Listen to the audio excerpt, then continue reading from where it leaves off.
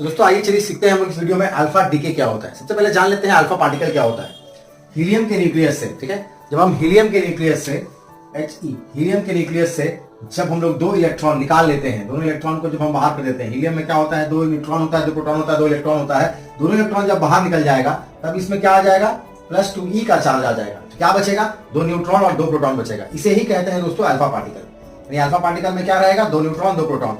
Reaction यहाँ लिखा हुआ है नीचे में, हीलियम के एटम से मैंने 2 इलेक्ट्रॉन निकाल दिया है, तो अल्फा पार्टिकल जो बचा हुआ अल्फा पार्टिकल कहलाएगा। इसका मास नंबर 4 होगा, एटॉमिक नंबर 2 होगा, +2e का चार्ज होगा। अब अल्फा डीके में क्या होता है, जब एक न्यूक्लियस टूटता है अल्फा डीके से, तब सपोज मैंने न्यूक्लियस X ले लिया है, AZ, अल्फा निकल रहा है, अल्फा पार्टिकल निकल रहा है।